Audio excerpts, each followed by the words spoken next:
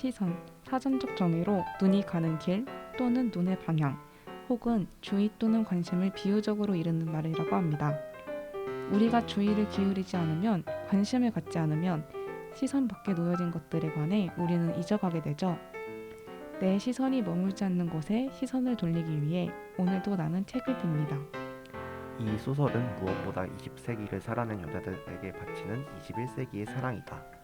책에서 나오는 강렬한 힘은 책을 읽기 전과 나를 다른 사람으로 만들어 주었다. 아마도 이 힘은 내가 살아가는 내내 태양처럼 뜨겁고 환하게 나를 비춰줄 것이다. 한국 문학이 당도한 올곧은 따스함을 알아보죠. 당신의 생각에 일상을 더하는 곳. 여기는 중신책방입니다. 안녕하세요 청취자 여러분. 저희는 중앙대학교 학보사 중대신문입니다. 이렇게 라디오 콘텐츠를 통해 독자분들을 찾아뵙게 되어 너무나도 기쁩니다. 이번 학기에는 중대신문 기자들이 카오온 에어라는 팟캐스트를 진행하게 되었습니다. 저는 이번 학기 카오온 에어의 진행을 맡게 된 버디라고 합니다. 한 학기 저와 함께 카오온 에어를 진행할 기자님이 한 분 더 계신다고 하는데요. 간단하게 자기소개 부탁드립니다. 네, 안녕하세요. 버디와 함께 앞으로 카운에어를 진행하게 된 헤디라고 합니다. 저도 이번에 같이 오랜만에 팟캐스트라는 그런 매체로 이제 중대신문에서 진행하게 되어서 또 떨리고 또 재미있겠다 하는 마음인데요. 또 청취자 분들께 좀 더 좋은 콘텐츠 들려드리기 위해서 앞으로 노력해 보겠습니다. 네, 앞으로 잘 부탁드립니다. 네, 사실 중대신문에서는 라디오 콘텐츠를 시도한 게 이번이 처음이 아니라고 하는데요. 지난 2013년에도 한 학기 정도 운영이 되었다고 합니다. 거의 한 9년 만에 다시 찾아온 만큼 한 학기 동안 좋은 콘텐츠를 우리 청취자 여러분께 전달해드리기 위해 저희도 최선을 다해 열심히 하도록 하겠습니다. 네, 그렇다면 이번 학기 팟캐스트 주제는 무엇인가요? 네, 아마 중대신문을 좀 지난 학기에도 열심히 봐주신 분들이라면 알 수 있을 것 같은데 이번 학기에는 지난 학기에 커튼으로 연재되었었던 중신책방을 라디오로 가져와 봤습니다. 중신책방은 지금 중대신문 인스타그램이나 이제 페이스북에서도 볼 수 있는데 10권 정도의 책을 작가와 함께 만화의 형태로 소개하는 그런 커튼이었어요. 그래서 이번 학기에는 이제 그거를 라디오에서 좀 진행한다고 생각해 주시면 될 것 같고 한국 신진 작가들의 작품에 관해 이야기해보는 시간을 가지려고 합니다. 네, 맞습니다. 그래서 오늘 이야기의 주제가 되는 책은 정세랑 작가의 시선으로부터입니다. 책에 관해서 본격적으로 대화를 나누기 전에 오늘 녹음을 도와주실 분들이 더 계신다고 하는데요. 네, 간단하게 자기소개해 주시면 감사드리겠습니다. 네, 안녕하세요. 중대신문 대학보도부에서 기자 활동하고 있는 86기 효디입니다. 반갑습니다. 와, 네, 안녕하세요. 앞으로 카오네어와 함께하게 된 사진부 기자 유디입니다. 반갑습니다. 와, 반갑습니다. 네, 매우 어색해 보이죠? 그러니까요. 네, 그러면은 이제 저희와 함께 해주실 기자분들은 김디래 그 유디와 효디와 함께 카보네요 본격적으로 시작해 보도록 하겠습니다. 혹시 여러분들은 좀 평소에 책을 많이 읽으시는 편인가요? 네, 저는 평소에 책을 천천히 읽지만 꾸준하게 읽는 타입이에요. 그래서 읽으면서 마음에 드는 구절들을 표시해놓고 마지막에 다시 읽으면서 필사를 하는 습관을 갖고 있어요. 필사까지. 그리고 가장 많이 읽는 장르는 아마도 현대 한국 소설인 것 같아요. 최근에 가장 좋아했던 소설은 이도우 작가님의 날씨가 좋으면 찾아가겠어요인데요. 사람 사는 이야기가 눈앞에 그려질 듯이 담겨있는 소설들을 좋아하는 것 같습니다. 되게 명확하시네요. 좋아하는 소설 같은 그러니까요. 거. 근데 필사하는 거 힘드시지 않나요? 생각보다 근데 한 번 읽고 나서 다시 쓰는 거라서 책 읽는데 그렇게까지 방해가 되지는 않아요. 읽을 때는 표시만 해놓고 마지막에 다시 쓰는 거라. 그러면 필사 노트 같은 걸 따로 이렇게 만들어 놓고 네, 하셨다. 맞아요. 되게 감성적이다. 낭만 있네요. 문창과 입시생 수준입니다. 네, 저도 좀 책을 대학 올라와서 그렇게 많이 읽지 않았던 것 같아요. 예전에는 제 블로그에 책 리뷰하는 공간을 따로 둘 만큼 나름 책에 좀 나름의 조예가 있다고 생각을 했는데 근데 좀 대학 올라와서는 조금 열정이 좀 사라진 듯한 느낌이라서 1년에 책을 읽으면 한두 권 읽을까 말까였는데 이번 한편이죠. 이제 팟캐스트 통해서 좀 읽게 될 것 같아서 좋긴 할 것 같아요. 저는 좀 소설을 많이 읽는 경향이 있는 것 같아요. 소설은 이제 가상의 이야기라고 우리 생각을 하잖아요. 근데 가상의 이야기지만 현실에서 있을 법한 이야기를 다루기 때문에 많은 사람들에게 인기가 있는 전 종류라고 생각을 하고 근데 좀 좋아하는 종류는 이제 예시로 말씀드리자면 좀 한강 작가가 우리도 다루긴 할 것 같은데 소년이 온다라는 책과 이제 외국어로 따지면 조지 오웰의 좀 동물농장 같이 좀 작품 속에서 좀 사회를 꿰뚫어보는 작품을 좀 주로 읽는 것 같아요. 좀 많이 좋아하기도 하고. 어쩐지 이번 그 대본 쓰실 때도 뭔가 사회적인 그런 주제들을 막 다루려고 오시다 하시는 보니까 제 성향이 좀 많이 음. 듬뿍 들어가 있는 것 같아요. 취향이 많이 반영된 대본입니다. 저는 책을 주기적으로 읽는다기보다는 꽂히는 책이 있으면 몰두하면서 읽는 편인데 그 단편 소설집 같은 거 조금씩 읽는 거 좋아합니다.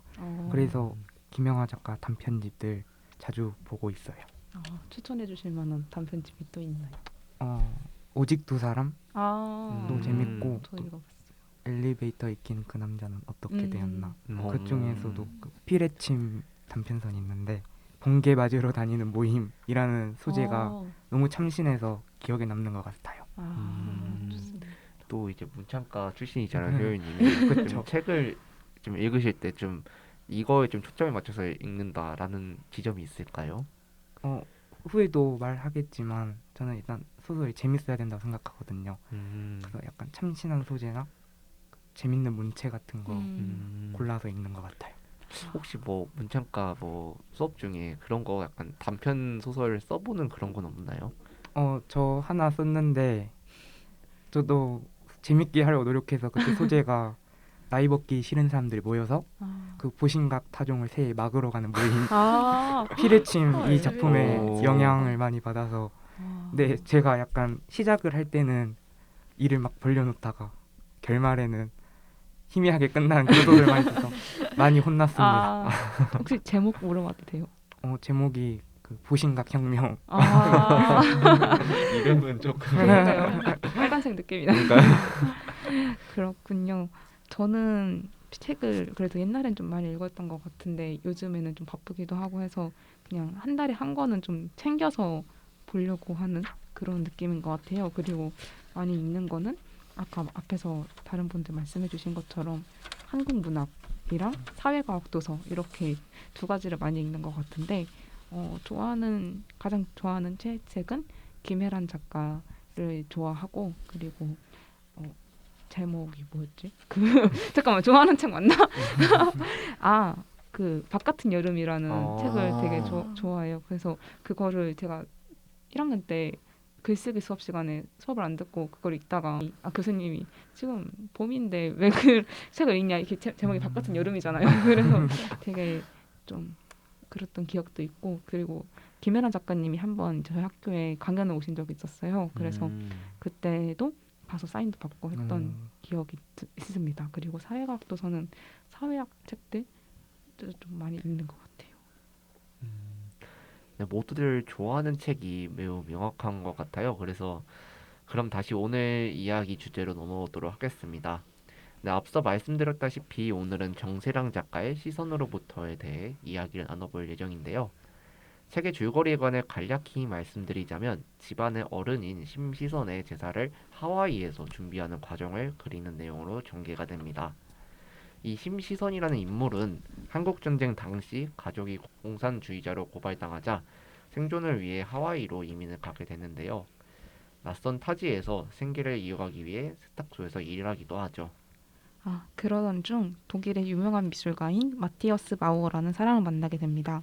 그는 심시선의 그림을 보고 독일에서 미술 공부를 할 수 있도록 도움을 주었지만 시선과 함께하는 그동안 심리적으로 그를 학대했고 가끔은 신체적으로도 학대하기도 했습니다. 그러다 시선이 사랑하는 사람을 만나 마우어를 떠나자 마우어는 시선의 앞날을 막기 위해 자살을 선택했습니다. 대중은 이 일을 삶보다 사랑을 택한 예술가의 아름다운 죽음이라고 바라봤고 비난의 화살은 시선에게 돌아왔죠. 결국 시선은 독일에서 한국으로 돌아오게 되어 예술 활동을 이어나가게 됐습니다. 한국에서 시선은 독특한 캐릭터로 사랑을 받았습니다. 말로 표현할 수 없는 감정을 인지한 그는 모든 억압의 형태를 바꿔갔는데요. 자식들에게 세속적인 기준을 적용하지 않았고 아들에게는 여성을 하대하지 않도록 교육했어요. 또한 의붓딸을 가족으로 받아들였으며 새로운 가족 형태를 만들기도 했습니다. 한 번은 이렇게 말한 적이 있습니다.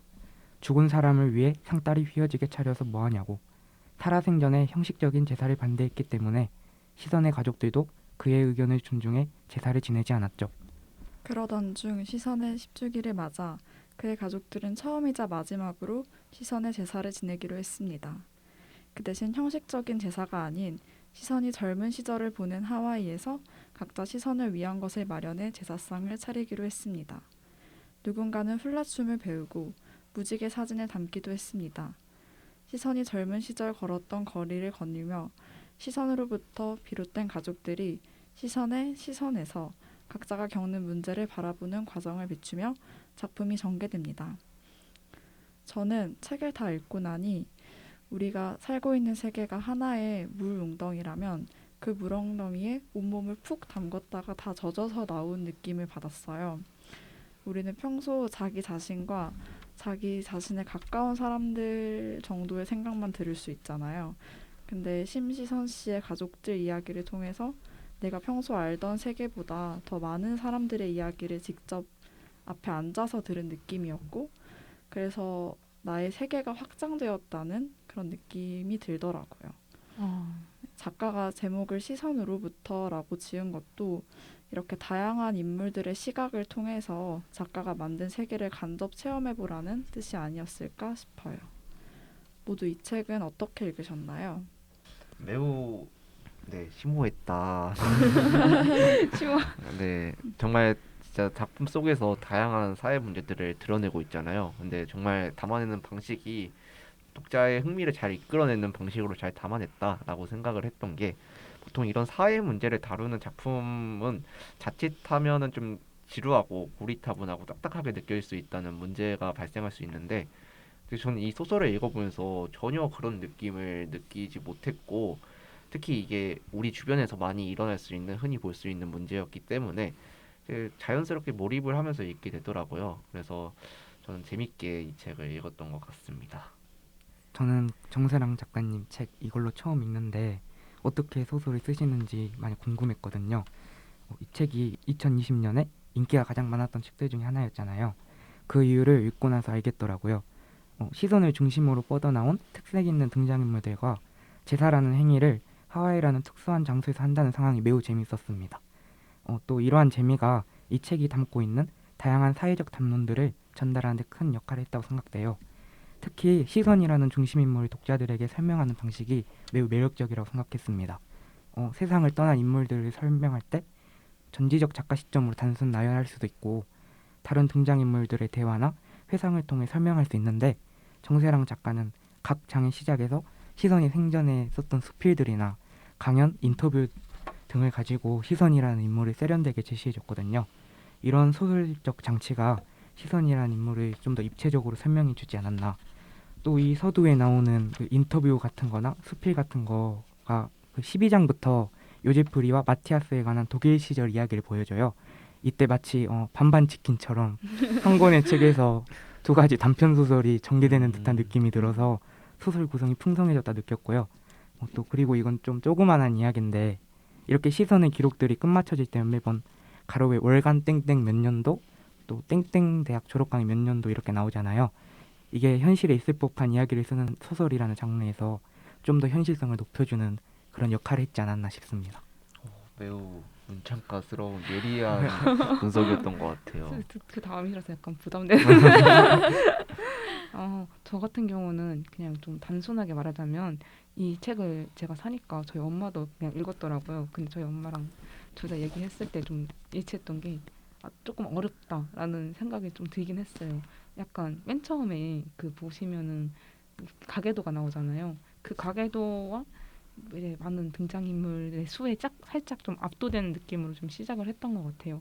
그렇지만 이제 다 책을 덮어놨을 때는 굉장히 여운이 많이 남는 책이었다라는 생각이 들었던 게, 사실 심시선이라는 사람이 이 책의 주인공이 거의 주인공급의 그런 비중이지만 그 사람의 직접적인 어떤 대사나 그런 게 나오는 게 아니잖아요. 근데 이제 그거를 가족들의 시선에서 가족들의 생각에서 담아낸다는 게 이렇게 전달 형식으로 담아내는 그 방식이 되게 인상적이었어서 남았던 것 같고 그리고 제 친구들 중에서 심시선처럼 이렇게 좀 예술가를 꿈꾸는 친구들이 많아서 그런지 시선의 생애 자체에도 약간 인상적인 느낌? 아 이렇게 생각을 하고 이렇게 또 상처를 받고 그랬구나 그런 생각을 할 수 있었던 그런 책이었던 것 같습니다. 뭔가 책을 읽고 혜디도 이제 뭐 어머님이랑 같이 책을 읽은 다음 이야기 나눴던 것처럼 정말 책은 또 읽는 사람에 따라 다르게 느낌이 전해진다는 것을 새삼스럽게 다시 느꼈던 것 같아요. 이 책을 선정한 건 제가 선정을 했는데요. 그 이유 중 하나는 책의 작가 때문이기도 했습니다. 이 책의 작가는 앞서 말씀드렸다시피 바로 정세랑 작가인데요. 한 번쯤은 들어봤을 법한 작가이지 않을까 싶습니다. 정세랑 작가는 2010년도에 등단한 작가인데요. 이 시선으로부터 뿐만 아니라 소설 옥상에서 만나요, 목소리를 드릴게요 와 최근 드라마로도 제작된 보건교사 아는형의 원작을 쓴 작가이기도 합니다. 혹시 평소 정세랑 작가의 작품을 접해본 적 있으시거나 혹은 그의 작품에 대해 어떻게 생각하시는지 여쭙고 싶은데요. 정세랑 작가는 역시 그 보건교사 아는형의 원작 소설 쓰신 분으로 먼저 알게 됐는데요. 그 드라마 보면 막 알록달록한 젤리 괴물들도 나오고 칼로 그걸 무찌르는 교사가 나오잖아요. 이렇게 흥미롭고 상상력이 풍부한 글을 쓰셨다는 거에 먼저 관심이 가졌고요. 이후 인터뷰들을 보니까 정세랑 작가가 독자들이 읽을 때 더 재밌는 글을 쓰기 위해 노력하시는 것 같아요. 저도 문학이 마냥 무겁기만 한 것이 아니라 독자들에게 흥미를 줘야 된다 생각하거든요. 일단 재밌어야 글을 읽고 또 거기에 따른 주제의식도 잘 다가오니까요. 그런 점에서 정세랑 작가님이 앞으로도 한국 문단에서 활발히 활동하셔서 재미있는 소설과 생각을 많이 안겨주는 소설 써주셨으면 좋겠습니다. 저도 약간 그 효연님이랑 좀 비슷했던 게 아, 이분은 되게 재밌는 글을 쓰시려고 노력하시는 분이구나라는 인상을 많이 받았던 것 같아요. 저는 이 책만 좀 처음으로 읽어봤던 것 같은데 뭔가 되게 고루하지 않다라는 생각을 좀 많이 했던 것 같아요.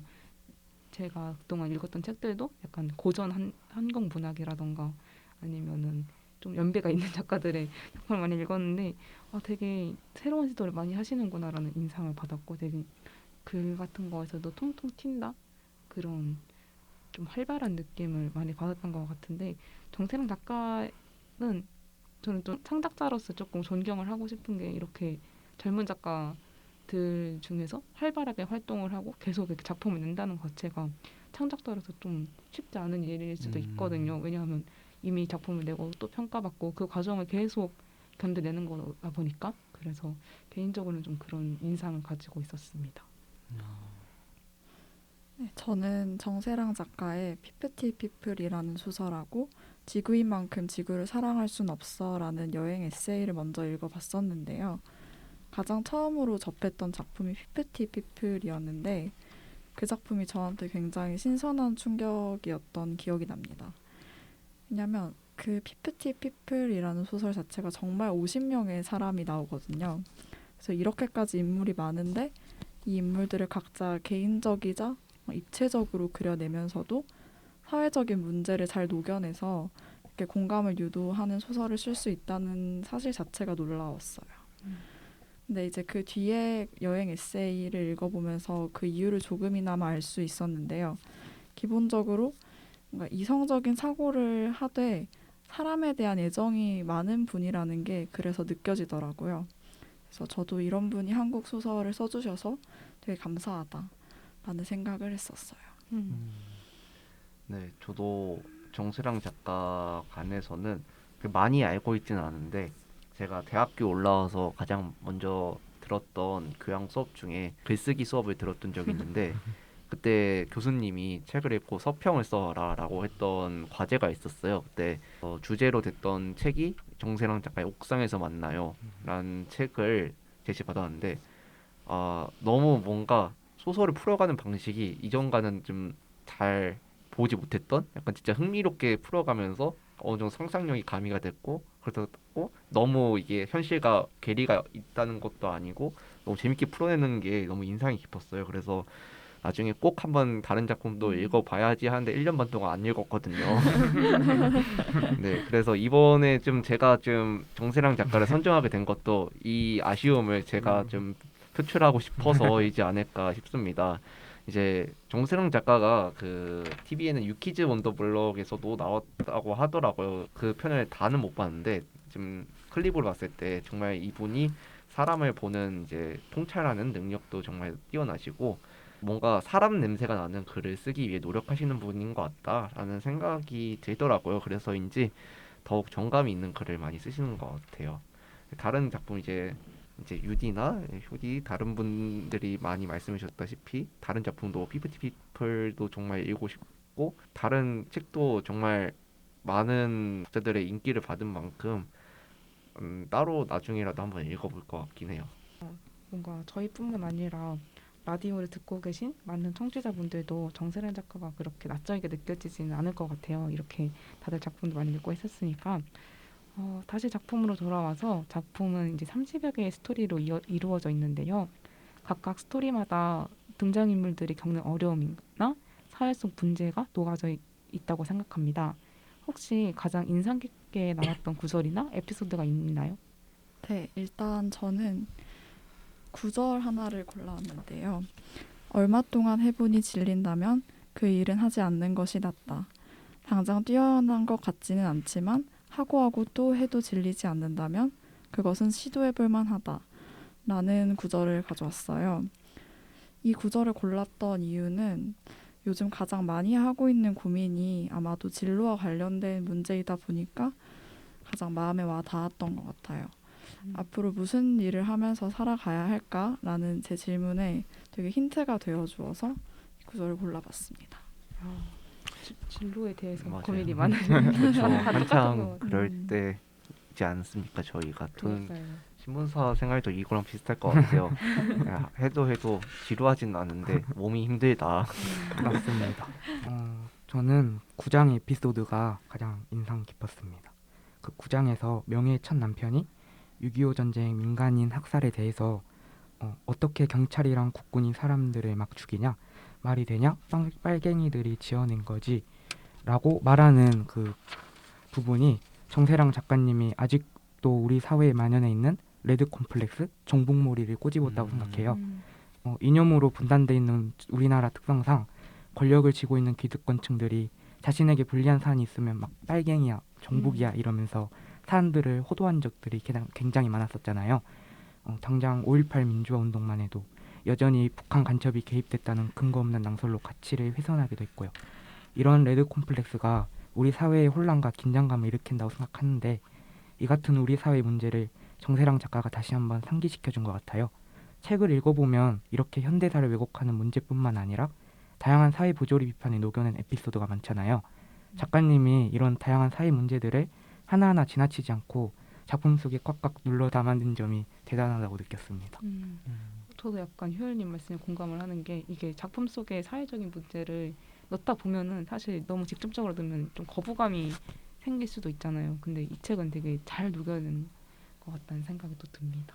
네, 맞아요. 가끔은 현실이 더 소설보다 소설 같은 경우가 많잖아요. 이제 말씀해 주신 것처럼 그 한국 전쟁 당시에 민간인 학살 그런 얘기도 보면 정말 이게 현실에서 있을 법한 이야기인가라는 생각이 들기도 하면서 좀 씁쓸해지는 현실을 잘 녹여냈다고 생각이 들었습니다. 저 같은 경우에는 약간 구절이나 에피소드라기보다는 마지막에 이제 등장인물 중에 지수라는 인물이 있는데요. 이 인물이 이제 하와이에서 만난 체이스라는 사람을 따라 칠레로 떠나 동물 구조 활동을 하는 부분이 저는 인상에 남았는데요. 이게 사실 작품 막바지에 나오는 부분이라 다른 분들 입장에서는 더 좋은 얘기 많은데 하필 이거지라고 이야기하실 수 있는데 저는 이 지수라는 인물이 하와이에서 어떤 심경 변화를 겪었는지 볼 수 있는 부분이라고 생각을 해요. 사실 최근에 제가 원하는 약간 방향, 인물상이라고 생각해서 이 상황을 꼽은 것 같은데 제가 사실 이번에 좀 원래 중대신문 기자로 활동하면 이제 홈페이지에 기자 소개를 적어요. 그래서 제가 이번 학기에 뭘 적었냐면 청춘 그리고 낭만이라고 썼거든요. 음. 그래서 왜냐하면 너무 뭐 일이나 그런 활동에 지나치게 매몰되다 보니까 내 이상을 실현하고 청춘과 그리고 낭만을 실현할 수 있는 시간이 없어진 것 같더라고요. 그래서 마련한 게 이 팟캐스트이기도 한데, 네, 사실 청춘과 낭만은 말로만 그렇게 중시한다고 하지만 사실 그런 삶을 살기가 좀 어렵잖아요. 그러다 보니까 내가 하고 싶은 것을 하면서 좀 살아가고 싶었는데 그런 모습이 이 지수라는 인물에서 좀 보여지는 것 같아서 이 상황이 좀 저한테 좀 인상이 많이 남더라고요. 버디가 생각하는 청춘이란 뭡니까? 아, 너무 어렵은 질문인데요. 너무 철학적으로 갈까봐 네, 이제 대충 말해주세요. 청춘 그 한자 음을 봤을 때는 이제 봄춘자가 들어가잖아요. 시기는 솔직히 구애받지 않는다고 생각을 해요. 그러니까 20살이든 40살이든 뭐 오, 60살이든 시대에 구애받지 않는다고 생각을 하는데 마음만 뭔가 청춘이다. 그렇죠. 마음만 청춘이다 약간 그런 얘기도 있다시피 청춘이라기보다는 마음 속에 열정이 있었으면 좋겠어요. 뭔가를 할 때 내가 수동적으로 한다기보다는 능동적으로 이 일을 내가 하고 싶고 어떤 이상을 내가 실현시키기 위해 이걸 하는구나 그런 걸 좀 깨달으면서 일을 하거나 뭔가 활동을 하면서 나아가고 싶은데 지금의 내 모습은 어느 순간 되돌아보니까 그냥 단순히 한 주 한 주 넘기는데 만족하면서 별탈 없는 거에 만족하는 내 자신이 보이더라고요. 그래서 조금 너무 내 삶이 물론 삶의 주인공은 나라고는 하지만 거의 진짜 뭐 조연급으로 격화된 것 같다는 생각이 좀 종종 들어서 뭔가 마음속에 불을 지피면서 살아가고 싶고 그게 전 지금 청춘? 네, 그렇다고 생각이 들었습니다. 되게 낭만적이네요. 그렇죠. 그렇군요. 제가 꼽은 가장 인상 깊은 문장은 시선의 말 중 하나인데요. 모국어로 미술에 대해 떠들자면 죽도록 감미로웠다라는 문장이 있었어요. 이게 약간 저랑 제 친구들 중에서 이제 미술을 하는 서양화를 전공하는 친구들이 많은데 이제 그 친구들이랑 얘기를 하면은 미술 얘기를 많이 해요. 그래서 되게 단순한 얘기지만 뭔가 그런 문장에 대해서 이입이 됐던 것 같아요. 그렇게 그냥 얘기를 하는 거를 저는 뭐 수다라고 그냥 생각을 하고 오늘도 미술이나 예술에 대해서 얘기를 했다라고 생각하고 넘겼는데 이제 정세란 작가님이 감미로웠다라는 표현을 통해서 나의 그런 복합적인 감정들 같은 거를 되게 좀 감성적으로 잘 표현해 주신 것 같아서 정세랑 작가님을 통해서 또 나의 감정이나 생각 같은 게 이렇게 됐구나라는 그런 생각을 했던 것 같습니다. 그런 얘기를 할 수 있는 거 진짜 좀 부럽네요. 사실 저는 대학 올라와서 가장 하고 싶은 게 약간 혜디가 방금 했던 것처럼 사람 만나서 이야기하는 게 전 제일 하고 싶었거든요. 왜냐하면 고등학교 때까지만 하더라도 같은 지역에서 사는 사람과 그리고 좀 어찌 보면 저는 남고를 나왔다 보니까 이제 남자라는 성별에 한해서만 이야기를 하다 보니까 좀 어느 순간 좀 가치관이라는 게 좀 닫혀 있게 되더라고요. 그래서 대학이라는 저 넓은 공간에 왔으니까 내 가치관이나 그런 게 더 열리면서 좀 변화가 이루어지겠지 했는데 어림도 없더라고요. 비대면이 되면서 이제 사람은 잘 못 보게 되고 그러다 보니까 오히려 평소에 가지고 있던 그런 친구들도 있는 듯한 생각이 들으면서 조금 이러니까 좀 대화나 그런 걸 좀 많이 해보고 싶다는 생각이 들었는데 그러면서 좀 아쉽긴 하네요. 그러니까 이 네 명이서 얘기해요. 예술에 대해서 여기 지금 예술대 출신이던 사람 2명 있고 지금 예대 출신인 분도 있으니까. 그렇네요. 저랑 많이 놀아주세요. 좋습니다. 네. 앞서 말씀드렸다시피 소설 속에서는 시선의 가족들이 각자가 겪는 어려움을 조명하는 내용이 전개되었습니다. 어떤 이는 친구와의 문제로 인해 어려움을 겪고 있거나 또 다른 이는 회사 근무 중 염산 테러를 당하기도 했습니다. 저는 각자의 에피소드를 통해 여러 가지를 느꼈는데요. 이건 단순히 개인만이 겪는 문제가 아니라 바로 우리 가족이 겪을 수 있는 문제이며 사회 전반적으로 이슈가 될 만한 문제라고 생각이 들었어요. 작가는 이런 시선에 가족들이 겪고 있는 문제를 통해 사회 문제를 꼬집고 싶었던 것 같아요. 여러분들의 시선의 가족 중 어떤 인물의 스토리가 가장 기억에 남았는지 궁금합니다. 저부터 말씀을 드리자면은 저는 우윤이라는 친구가 가장 기억에 남는데 그 사회적인 문제에 대해서라고 얘기를 해줬지만 저는 우윤이가 서핑을 타는데 그 서핑을 잘 못하잖아요. 되게 좀 서툴러 하는데 그 다음 날에도 다시 또 도전을 하고 그런 모습에 있어서 약간 인상 깊게 봤던 것 같아요. 그게 저는 자꾸 뭔가 정석적인 뻔한 얘기만 하게 되는데 그렇게 좀 어렵고 자기가 잘 못하는 것임에도 불구하고 그렇게 도전을 한다는 게 좀 쉽지 않다고 생각하거든요. 그게 머리로 생각만 했던 거랑 그러니까 얘가 계속해서 서핑을 타고 싶어 했었잖아요. 근데 그거를 실제로 이뤄내려고 하고 심지어 같이 했던 사람은 더 잘하는 거 나는 잘 못하는 그런 상황을 마주함에도 불구하고 계속 하려고 했던 그 도전 정신이 우윤희의 도전 정신이 좀 인상 깊었던 것 같아요. 저는 질문을 완전 잘못 이해해가지고 아, 네, 그 시선의 가족 중에 인상 깊은 인물을 꼽으라 했는데 네. 시선의 가족들이 제일 싫어하는 인물을 꼽아버렸어요. 아, 괜찮아요. 네, 가장 기억에 남는 인물은 그 마티아스인데요. 아. 영화를 다 보고 나면 항상 악역이 맴돌더라고요. 그쵸. 그래서 역시 마티아스가 쉽게 지워지지 않는데 부조리의 집합적인 인물이잖아요.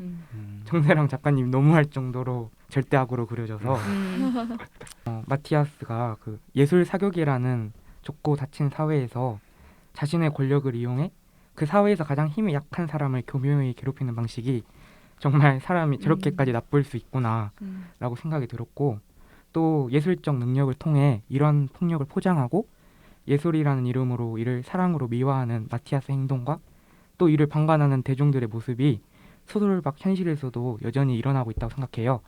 그 가끔 악몽을 꾸는 도중에 이건 꿈이야 하고 자각하고 안심할 때가 있잖아요. 근데 이거는 책을 덮어도 여전히 끝나지 않는 이야기고 현실에서도 일어나고 있는 일이니까 좀 기분이 찝찝한 느낌이 들었습니다. 맞아요. 마티아스 진짜 책을 읽으면서 실제로 있다면 정말 한 대 때려주는 거. 그러니까요. 저 같은 경우에는 규림이라는 인물에 관심이 가는데요.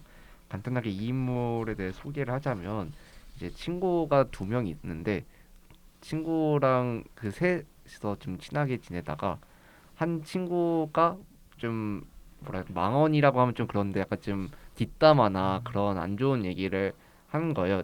다른 나머지 친구에 대해서도 했는데 그거를 이제 규림이란 인물은 같이 단톡방에 있음에도 불구하고 흔히 말하는 실드를 안 쳐줬다는 이유로 그 다른 친구한테서 좀 흔히 말하는 손절을 당한 친구인데 저는 이 인물에 관심이 가는 이유가 제가 최근에 가장 어려움을 겪고 있고 좀 힘들었게 했던 게 인간관계였던 것 같아요. 근데 인간관계라는 건 진짜 매우 중요하다고 계속 기가 못이도록 들었는데 정말 어려운 것 같아요. 진짜 저도 많은 어려움을 겪고 있어가지고 이게 맺기는 진짜 수개월 혹은 수년이 걸리는 고도의 작업이긴 하지만 이게 읽는 거는 진짜 한순간에 말 한마디 실수로 읽는 경우도 많잖아요.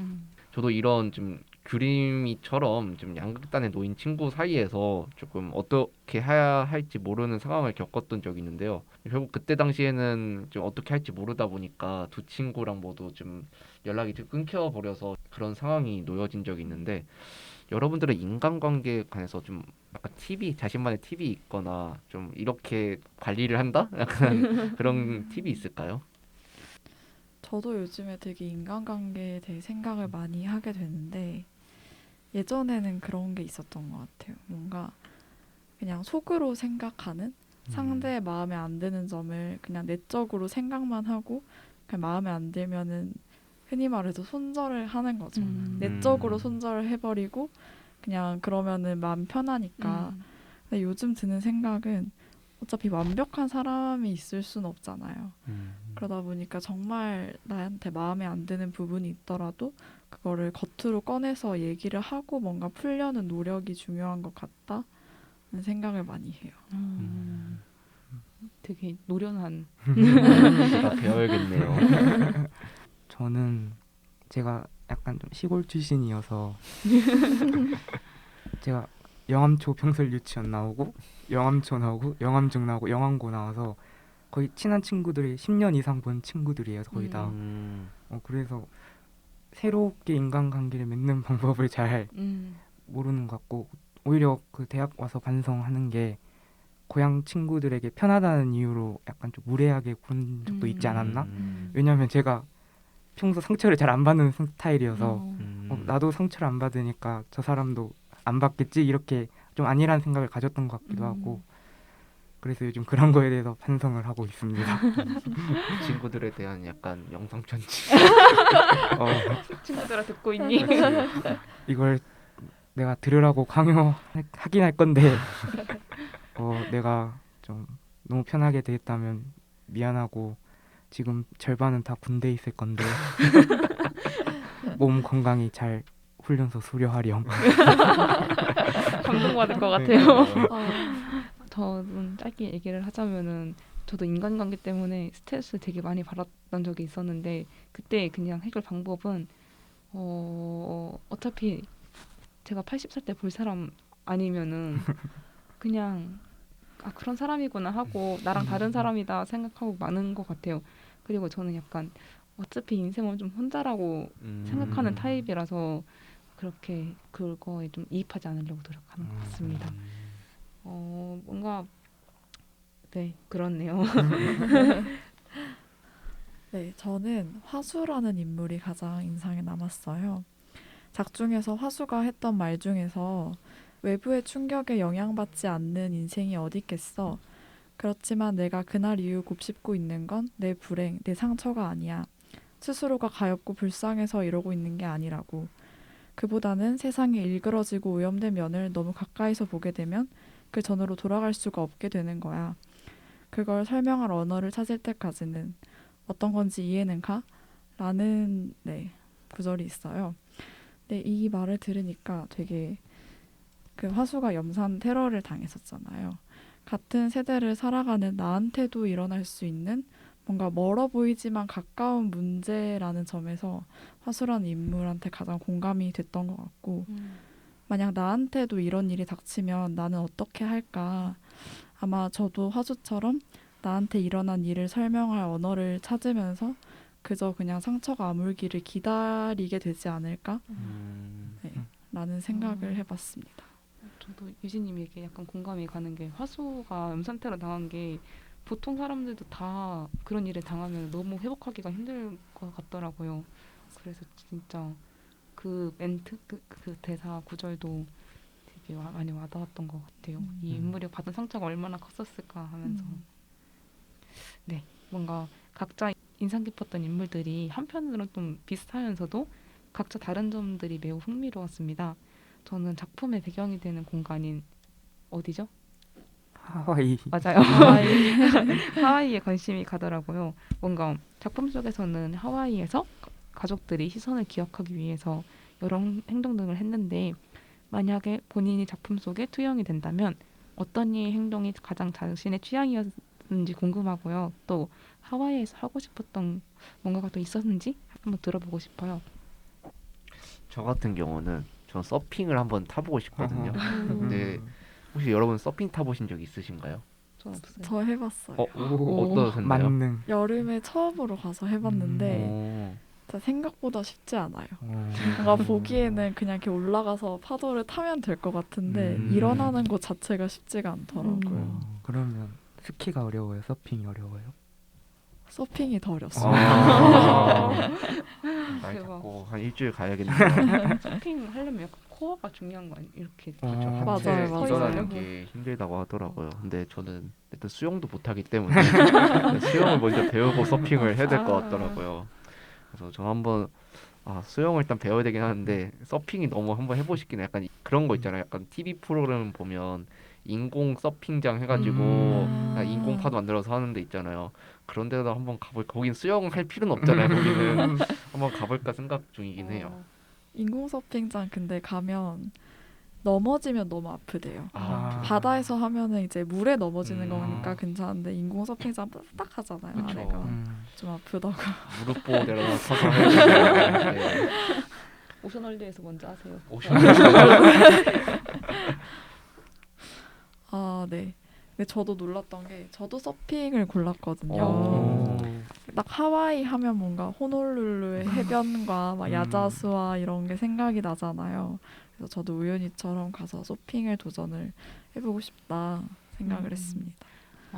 다들 되게 활동적인 걸 골라주셨는데 저는 여행을 가면은 그 숙소에서만 하루 종일 있는 사람이에요. 그래서 저는 하와이를 가더라도 그냥 해변 한번 걷고 거기 해변 보이는 카페 같은 데 앉아서 그냥 멍하니 멍 때리고 싶다는 생각을 그냥 했었던 것 같아요. 예전에 제주도를 혼자 가려고 계획했던 적이 있었는데 그때도 목표가 딱 하나였어요. 그 제주도 스타벅스 가서 그냥 앉아 있자. 이런 타입이라서 하와이도 비슷하게 생각했습니다. 저는 어딜 여행을 가면 그 지역 맛집을 중심으로 음. 여행 코스를 짤 만큼 진심인데 그래서 전 말라사다 도넛 꼭 먹고 싶어요. 오. 태호가 그 시선의 제상상에 이 도넛 올릴 때 따뜻할 때 먹는 게 맛있다고 그 가게하고 숙소거리 계산하면서 땀 뻘뻘 흘리고 자전거 타고 배달해 맞아요. 왔잖아요. 그리고 식을까봐 어서 자기 도넛 먼저 먹으라고 그 호소하는 태호의 모습을 보니까 얼마나 맛있을까 궁금하기도 하고 찾아보니까 롯데월드몰에서도 판다고 하더라고요. 오. 꿀팁. 듣고 계신 분들도 이거 그렇게 맛있다고 하니까 언제 한번 각 구원의 말라사다 도넛 꼭 드셔보시길 바랍니다.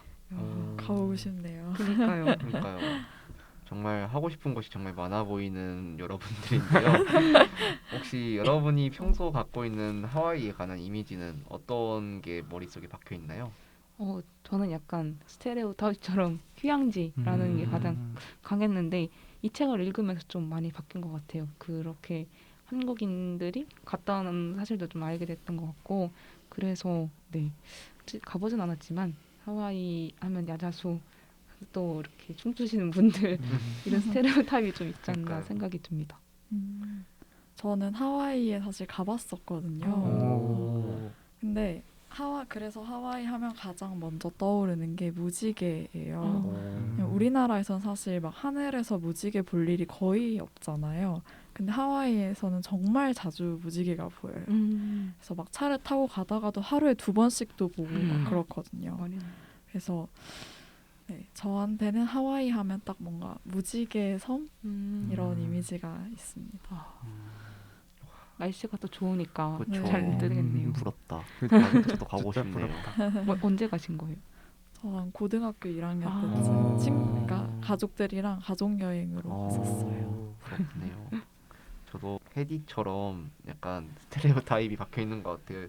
그 아름다운 이제 와이키키 해변이랑 같이 이제 각종 레저 스포츠를 즐길 수 있는 곳이잖아요. 또 이제 서핑 얘기도 나왔지만 그 패러글라이딩이 그렇게 유명하다고 하더라고요. 그 바다에서 좀 배랑 끈을 연결해가지고 하늘 나는 좀 그런 게 많이 한다고 하는데 사실 제가 좀 타고난 겁쟁이거든요. 진짜 겁이 많아서 좀 놀이공원 가면 자이로드 그런 거 못 타고 저도 못 타요. 네, 꿀잼인디. 네, 너무 무서워요. 네 그런 거 좀 잘 못 타는데 최근 들어서 이걸 좀 깨고 싶다는 생각이 들었어요. 그래서 한번 잉글라이딩이나 패러글라이딩 같은 것도 해보고 번지 점프도 한번 해보고 싶다라는 생각이 들었는데 그런 점에서 좀 이런 활동적인 스포츠가 가장 많이 할 수 있는 곳으로 저는 생각이 들었어요. 저는 책 속에 나온 표현으로도 말할 수 있을 것 같아요. 그 렌터카에 붙여있던 파라다이스란 스티커처럼 멋진 자연 경관, 좋은 기후, 낙천적인 사람들로 가득한 최고의 휴양지 이미지로 각인돼 있는데 이건 좀 TMI인데 제가 무한도전 좋아하거든요. 거기서도 그 박명수 씨 좋아하는데 하와이 특집에서 맨날 주사위만 돌리면 6개 나온 알아요. 육잡이 박명수 씨가 그러니까요. 불현듯 떠오르네요. 그러니까요. 뭔가 다들 좀 말씀해주신 것처럼 무지개, 파라다이스, 휴양지처럼 뭔가 하와이를 하면은 아픈 역사가 있다는 사실을 기억하기보다 뭔가 좋은 이미지들만이 세계적으로 또 대중들에게 전달이 많이 되는 것 같아요. 네, 맞아요. 또 하와이가 태평양 한가운데 있는 섬이잖아요. 좀 미국 땅이긴 하지만 좀 본토하고 좀 꽤 먼 거리기도 하고 그래서인지 어쩌다가 하와이가 미국의 땅이 됐는지 궁금해졌어요. 그래서 한번 찾아봤는데요. 하와이는 19세기부터 독립국가 체제를 갖췄다고 하는데 19세기 중반부터 미국을 포함해서 영국이나 프랑스 같은 열강들이 하와이를 두고 쟁탈전을 벌였다고 해요. 네. 그 중에서도 당시 미국이 아시아 대륙으로 진출하기 위해서는 하와이가 필요했기 때문에 합병에 적극적이었어요. 그러다가 1900년에 정식으로 미국의 영토로 합쳐졌죠. 물론 원주민들의 거센 저항이 있었지만 결과는 바뀌지 않았습니다. 작품 속에서 이 내용이 언급된 부분이 있는데요. 시선의 첫째 딸인 명예가 하와이 전통춤인 훌라춤을 배울 때였어요. 명예가 훌라춤을 배울 때 하와이 사람들에게 훌라가 마치 언어였고 문화였고 종교의 일부와도 같다는 느낌을 받았다고 했습니다. 그래서 미국인들이 훌라춤을 금지시켰다가 관광객용 성정적인 춤으로 격화한 이유라고 느꼈죠. 근데 하와이의 사례지만 왠지 익숙하지 않나요?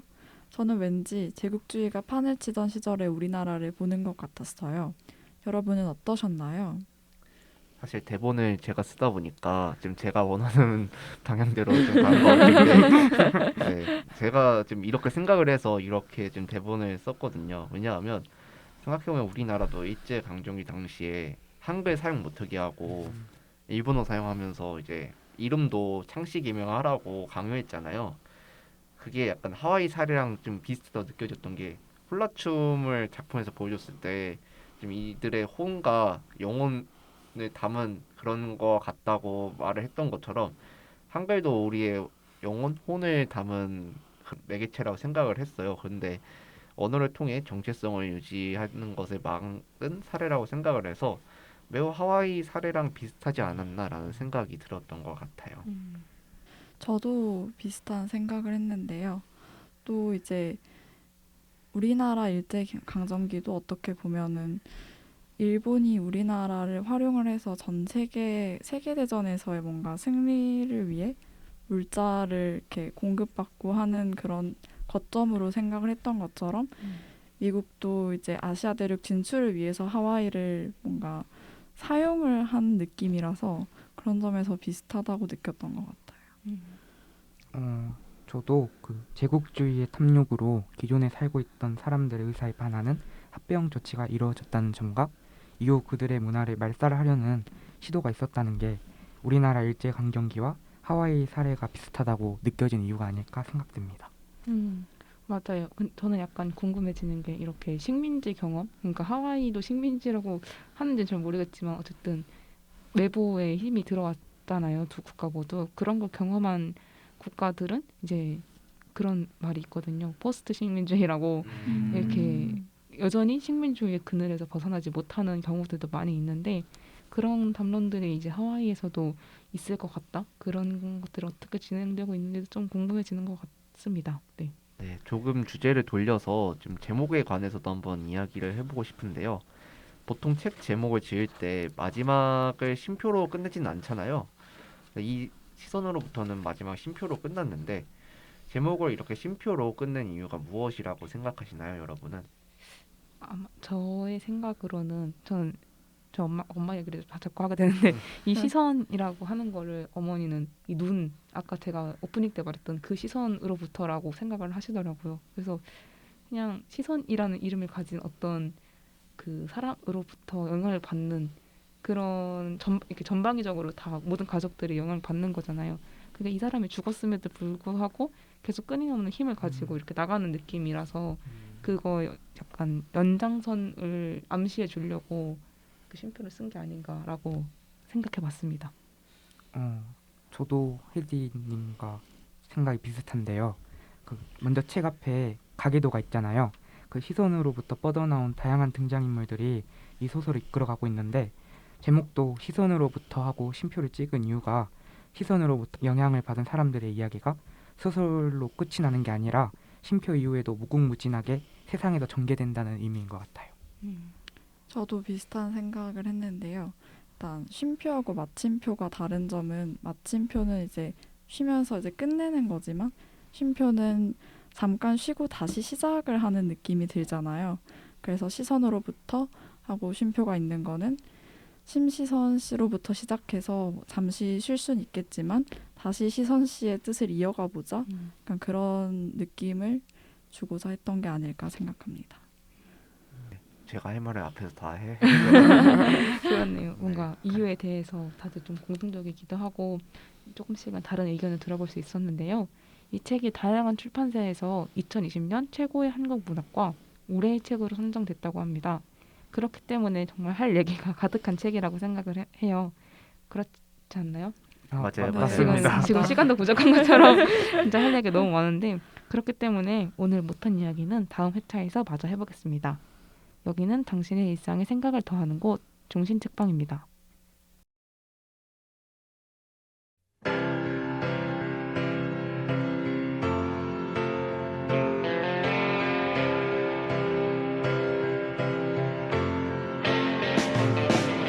Slip inside the eye of your mind.